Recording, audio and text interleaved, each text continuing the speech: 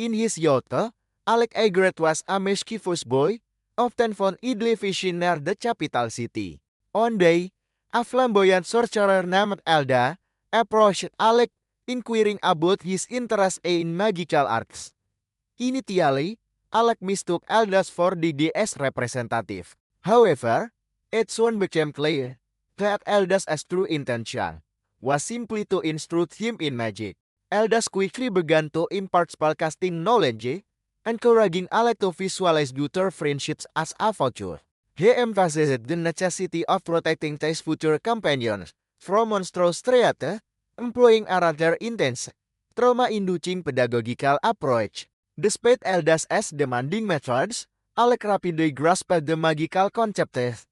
Yet he felt frustrated that mastering a single incantation still consumed an entire day. He completely disregarded Eldas' quick remark about ordinary individuals typically requiring a month to learn the same spell.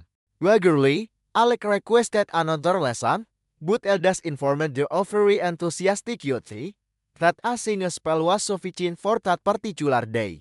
Dissatisfied, Alec nonetheless found Eldas unyielding, so they opted to spend the remainder of their time idly. They continued fishing, with Alec sulking throughout, until Eldas boosted his confidence. Eldas praised Alec's exceptional magical attitude, asserting that even without his guidance, Alec was destined to become a formidable sorcerer. He then advised Alec to trust in destiny, stunned by this revelation. Alec questioned Eldas. Alec asked why Eldas was teaching him magic at an. Before Eldas could respond, a fish to get on his fishing line. Eldas, having never caught a fish previously, panicked. Alec chuckled before offering assistance. Alec quipped that much of Eldas' Excalibur should surely possess fishing skills. Regardless, their student-teacher relationship persisted. Over time, Eldas imparted extensive magical knowledge to Alec. However, one day, Eldas abruptly declared his departure from the capital. Alec was heartbroken, realizing this man he would likely never see his mentor again. Yet, Eldas offered him one last piece of counsel. Eldas advised Alec that should he ever be presented with the opportunity to serve as a court magician, he ought to decline the position. Perplexed, Alec inquired about the meaning behind this advice and questioned why Eldas had taught him magic initially. Briefly setting aside his usual somber demeanor, Eldas spoke of Alec as the deceased mother, who had rendered him a significant service during her lifetime. He explained that he was merely attempting to repay her by instructing her son. That encounter marked Alec's final interaction with his teacher, prompting him to diligently pursue admission to the Royal Magic Academy. His hope was to reunite with Eldas there. Upon entering, Alec discovered that Eldas himself had once been a student at the very same institution. Eldas had graduated with top honor, and swiftly secured a position as a court magician. Nevertheless, he was dismissed from that role within a few years. It was there that Alec understood Eldas' warning against becoming a court magician. Disregarding the concern, Alec resolved to become a court magician himself, aiming to reform the unjust imperial court from within. In brief, he achieved his ambition and became a court magician, but it soon became apparent that he ought to have heeded his mentor's warning. Alec grasped this truth only when Crown Prince Regulus abruptly expelled him from his adventuring group. Deep within Adunian, Alec questioned the prince about the dismissal, and the arrogant blonde royal informed him that he was being terminated. The prince declared Alec useless, elaborating on how he himself constantly risked his life battling monsters on the front lines. He noted that Lenny, the fire mage, employed her spells to repel creatures, while Exas, Feartan, absorbed enemy assault. Conversely, Alec consistently remained at the back, capable of casting only meager support magic, Regulus stated. Regulus asserted that their party had done it for a loser like Alec, then proceeded to further disparage him by claiming Alec didn't even merit the title of court magician. Alec attempted to clarify his reasons for exclusively using support magic. However, Regulus refused to stay. Lenny concurred, labeling Alec as penniless coward who lacked the courage. She claimed they was too afraid to venture deeper into the Dunedain and constantly impeded their progress. X also gave a silent note of agreement. Lenny then explained that they had tolerated Alec as presence thus far only because the king had commanded him to join their group.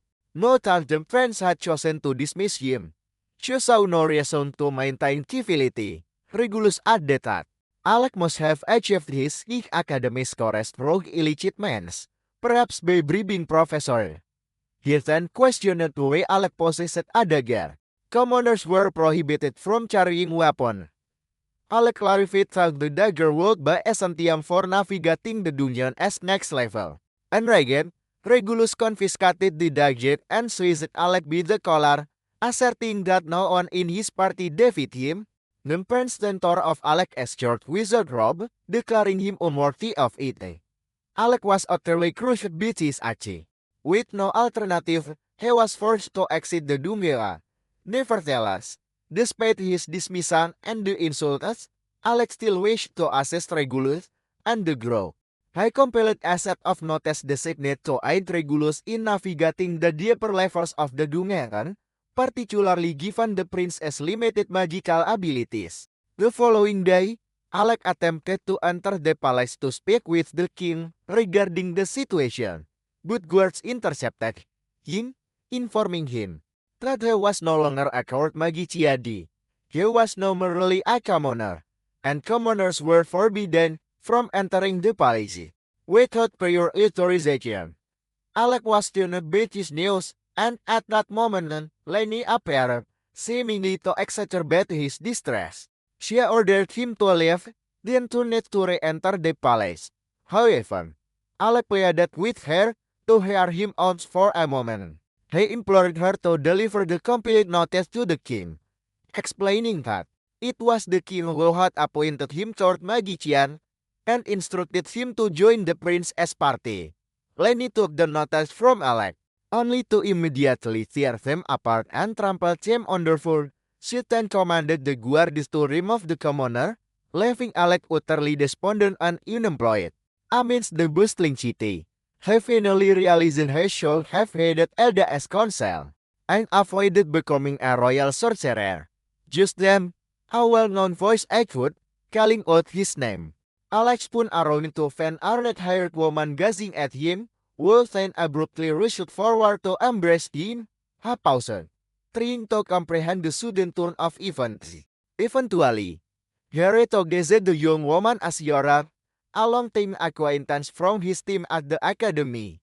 They settled down to reconnect. Alec then recounted to Yora the entire ordeal of his dismissal from the prince's entourage and his subsequent removal from the role of court magician. Upon hearing this, Yora became enraged, condemning the kingdom for its prejudiced treatment of nobles versus commoners. Alec managed to soothe her anger before their conversation drew unwanted attention. Yora then declared that his dismissal was, in fact, a positive development. That he had been let go, Alec remained unfazed by her remark, considering the immense difficulties she had endured over the preceding 2 days. However, Yora then recalled a past pledge she had made that she would one day recruit him into her adventuring group. Alec recalled the promise, and Yora disclosed that her presence in the Capitan was for precisely that purpose. She rose, extending her hand towards Alec, inviting him to explore dungeons alongside him.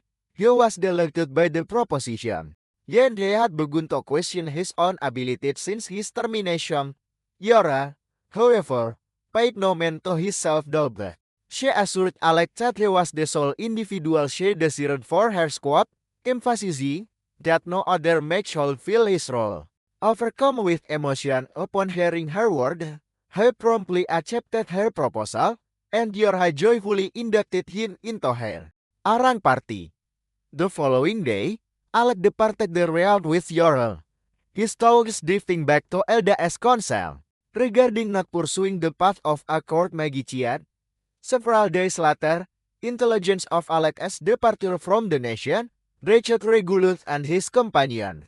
and they showed complete indifference towards his absence. Regulus most on how Alec had once been celebrated as a prodigy among the academy as pupils, and then he had harbored great expectations for him. He believed their efforts had been squandered due to Alec. Yeah. Lenny interjected, stating there was no longer a need for contra, as a high-born noble would soon be joining their ranks, and their group will consequently become significantly more formidable. In the interim, Alec and Yorha arrived in Vizil, known as the City of Dungeons.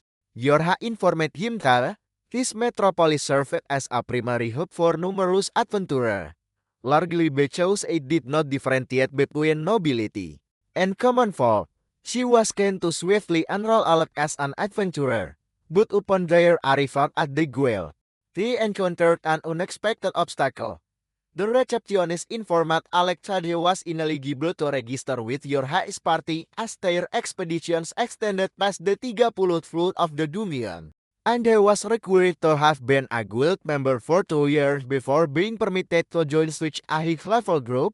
Yorha reacted with a furious outburst upon hearing this, and demanded the receptionist make an exception for Alec, but her request was denied.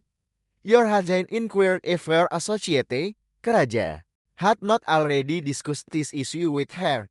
The receptionist confirmed that Karaja had indeed visited, attempting to coerce them into allowing Alec to register. However, the guild staff were accustomed to dealing with eccentric individuals like Karaja on a daily basis, so they remained entirely unswayed. Alec and Yorha departed the guild without success. They took a respite at a public park, and asti at the their lounge. Yorha confided in Alec that their party had already progressed to the 52 floor of the Dungeon, and he simply couldn't afford to wait 2 years for him to officially join. Nevertheless, she was not on to succumb to despair. She resolved that if they were barred from exploring dungeons beyond the 30th floor, they would instead venture into shallower dungeons as a preparatory exercise. Alec readily assented to this plan, and they promptly proceeded to allow their dungeon infested with insectoid creatures. Yorha employed her reinforcement magic to augment Alec's agility, and they swiftly moved through the area, dispatching the monsters effortlessly. However, the situation grew more precarious when Yorha observed that the insect population was not diminishing, and they appeared to be growing in strength. Alec conjured, I realized that there had to be an anomaly within the nest compelling the creatures to behave in such a manner. Yet the situation remained manageable. As they continued to battle the relentless monsters, Yorha activated her protective shield and began to push forward, intent on locating the nest. Alec Janet had that she was undertaking a significant gamble by doing so, but she retorted that this level of danger was inconsequential. She remarked that he appeared to have lost his sharpness, suggesting that if he were the Alec of old, monsters of this caliber would pose no challenge whatsoever. She urged him to place his trust in her and to reclaim his authentic self.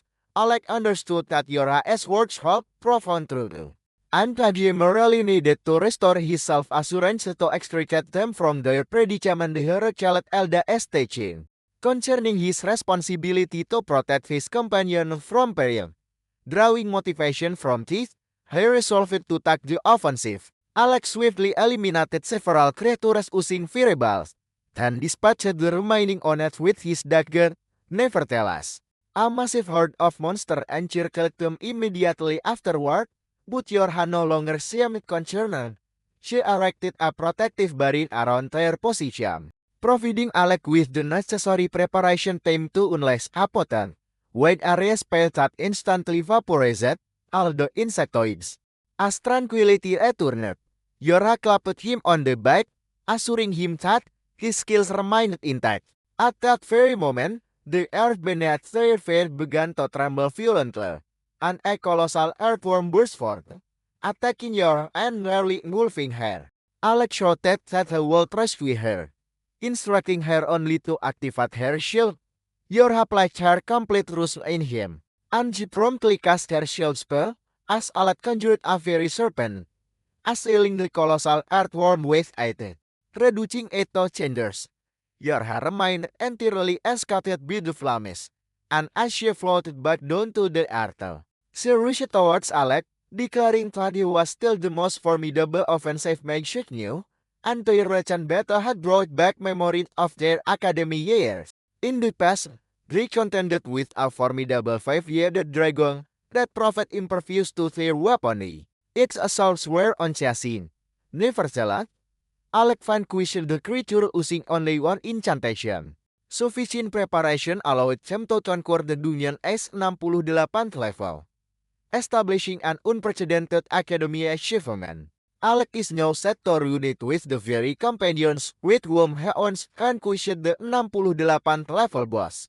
They return to the Magical Academy South Maudit as the most exceptional cohort of students the institution had witnessed in ages. Even their diminutive instructor, Rosie, portrayed a distinct quality in these four individuals. Their seamless cooperation and unparalleled synergy were evident as they emerged from the dungeons. Despite their bruises and cheats, Brad grins adorned their figure, having just shattered the long-standing record for reaching and traversing the 68th level of the dungeon. They did temporarily surpass the record. They utterly obliterated it, considering the last most formidable group had only managed to reach the 32nd floor. Eventually, graduation died down. Rosun, the short instructor, unveiled their academic results, with Ryan pledging further, followed by Kraja Inter. Next was Yora, the runner-up, and ultimately Alec, who was undeniably the highest scoring student in Rechan memory and the class valedictorian. They were all joyful and optimistic then, playfully teasing their instructor, and received a playful reprimand for their antics.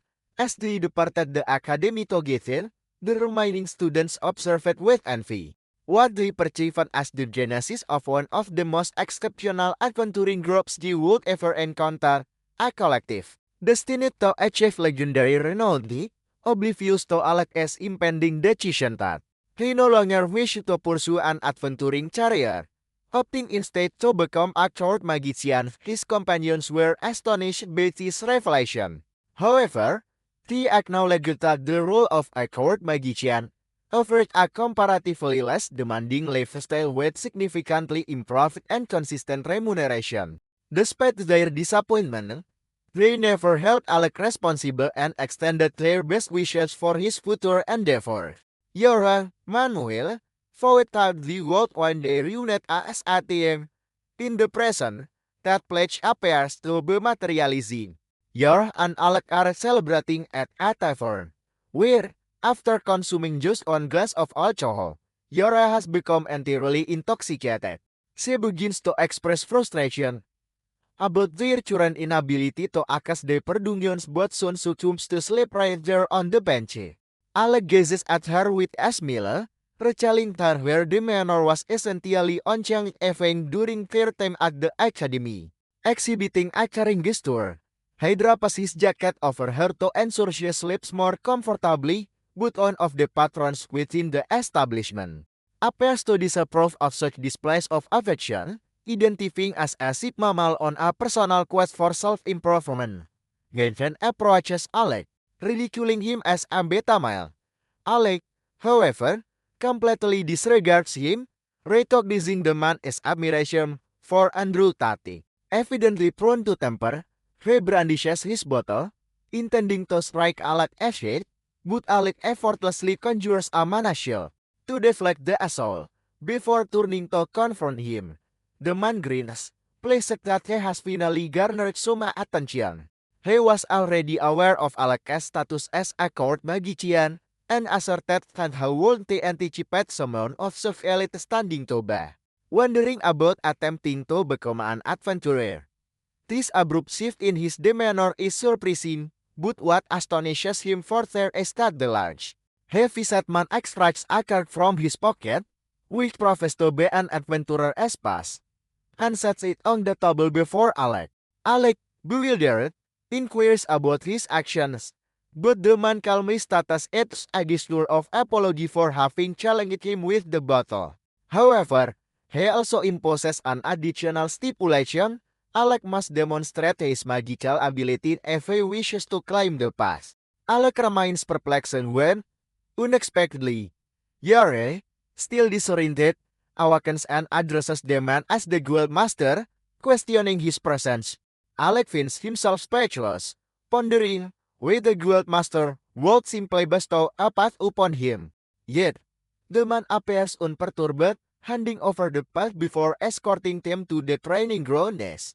He asserts that this is his subterranean training facility, where he evaluates groups aspiring to advance, and it is here that Alec will exhibit his prowess. Yorha suggests this might be an inopportune moment, given Alec's recent consumption of alcohol, but Alec contends that he retains sufficient mana for a confrontation. The Guild Master then formally introduces himself to Alec as Levi. This name instantly resonates with Alec as he comprehends that the Guild Master is an exceptionally potent mage. Who, some time ago, commanded an S-ranked party, the Guild Master chuckles, asserting that those recollections are now indistinct. He then elucidates the straightforward requirement thus, Alec must demonstrate his magical prowess sufficiently to impress Levi. And that is the sole condition. With that, both prepare for the sparring session, and Alec initiates the encounter. He unleashes his offensive Thunderbolt spell, which Levi skillfully evades, and Levi, in response, employs water magic to hurl water balloons. Alec successfully evades him, and discerns that the Guild Master possesses a superior advantage in terms of attack range. Consequently, he must employ an alternative strategy. He resolves to transform the engagement into a close quarters battle. Yet, to his astonishment, rather than retreating, Levi strikes the ground with his fist and casts reinforcement magic upon himself, significantly enhancing his velocity. He then charges towards Alec, sidestepping him at the final instant, and begins to orbit him with astonishing rapidity.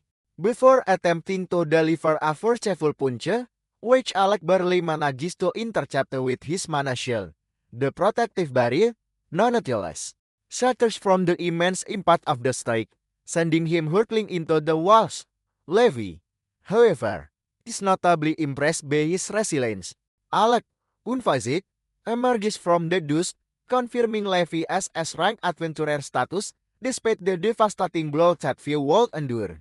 Levi is somewhat bewildered by Alec's composure, having anticipated a reaction of feign or conquer. But Alec admitted he keeps overlooking a crucial detail. He is no longer the Royal Third Magician, a role that imposed numerous restrictions and limited him solely to defensive spells. With no longer being constrained, he is free to fully unleash his entire repertoire of offensive magical abilities. Levi chuckles, then dares Alec to attack with all his magic, prompting Alec to once again produce his rigid wooden staff. However, this time he transforms it into an enchanted blade. Levi braces himself for the assault, and resumes pelting him with water balloons. Yet, Alec successfully evades the initial water balloon, then slices through the subsequent one, creating the impression he is launching an attack. This compels Levi to reciprocate, but it was merely a ruse, as Levi activates his self-enhancement spell, and charges at Alec. Alec deploys a snare, detonates him with a powerful thunderbolt, then should strike through him to the opposite side. Levi remains motionless for a few moments, declaring that Alec is truly extraordinary, having already surpassed his magical abilities. However, much to Alec's astonishment, Levi has concluded the fight and unleashes his ultimate move, conjuring enchanted gauntlets. This gauntlet, adorned with dragon scales, grant him a massive surge in power, and with this newfound mechanic, he charges directly at Alec.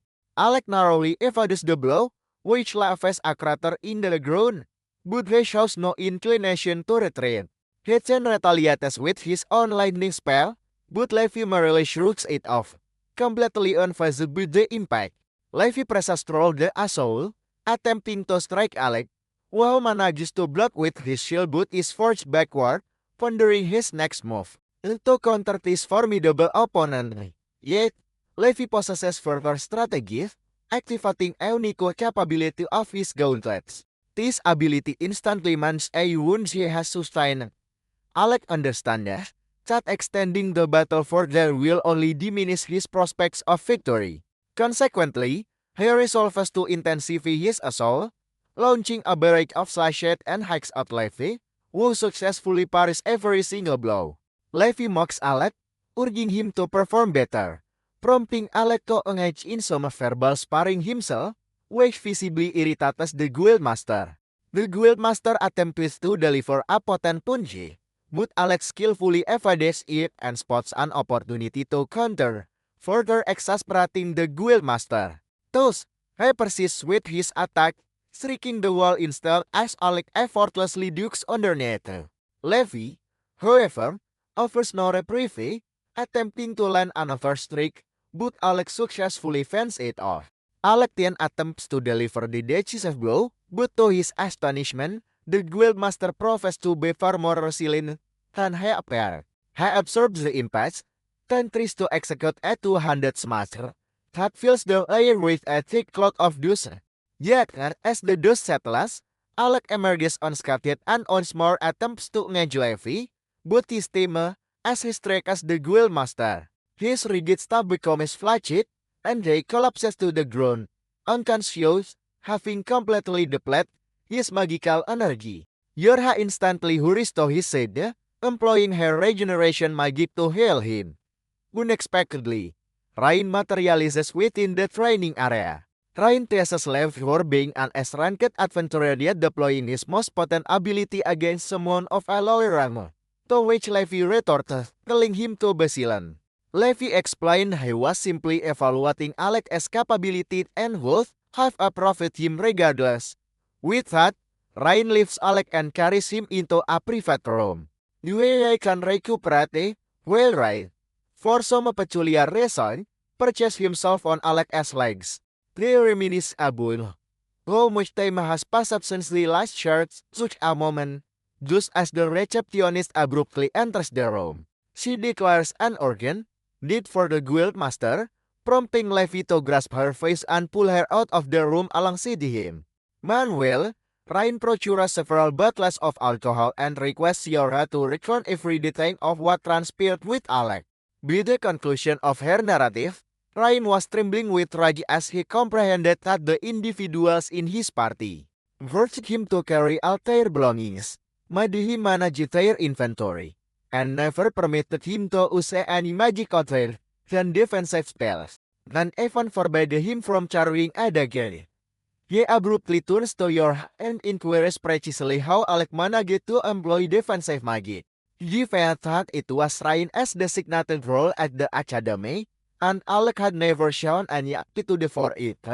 Yorha responded that he acquired the skill entirely from the beginning, and diligently practiced until he achieved proficiency.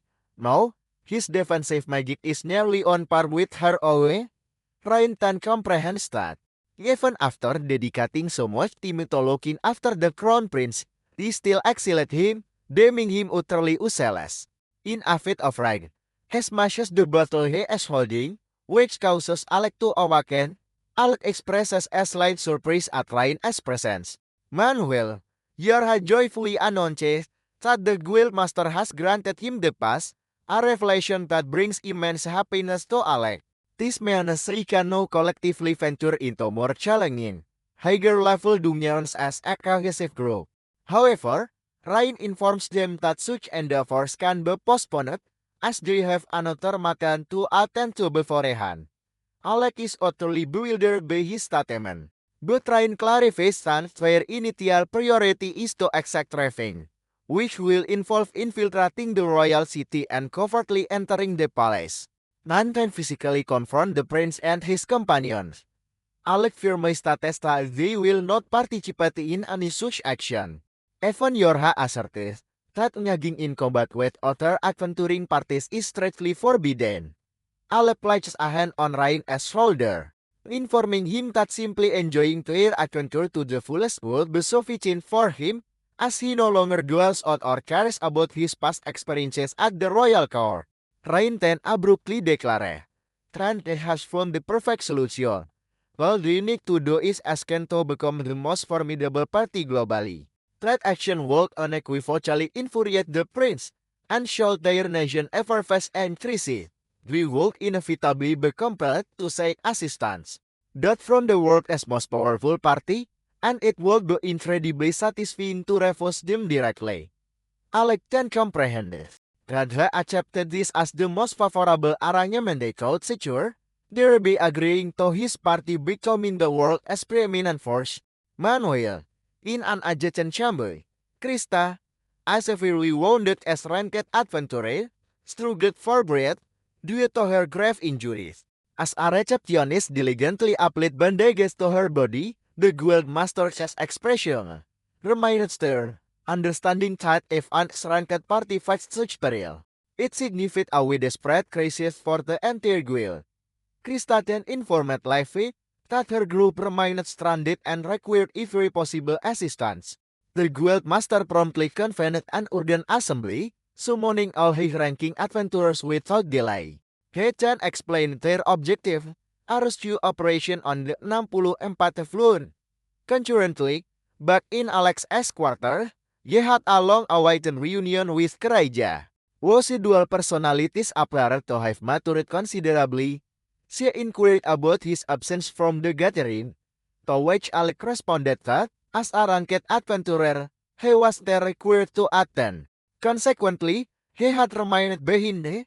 She then promptly cast a healing incantation, instantly and completely restoring Alec, leading to a curious thought. We were bandages being applied to Crystal when powerful healing magic was readily available. At that moment, Yor and Ryan entered the chamber. Ryan enthusiastically exclaimed about their impending rescue operation, and they proceeded to brief Alec on the current events. They explained that this particular dungeon floor was unique, as magic was ineffective there, rendering adventurers entirely reliant on potions for survival.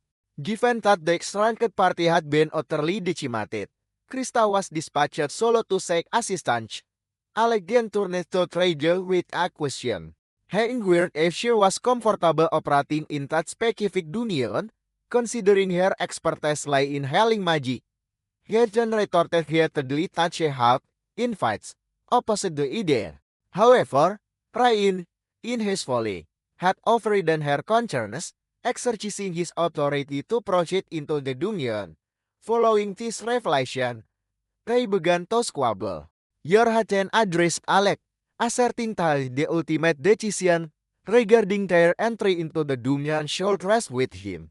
Given that he would bear the primary and most arduous responsibility of confronting the floor's formidable boss, Alec consented to undertake the mission.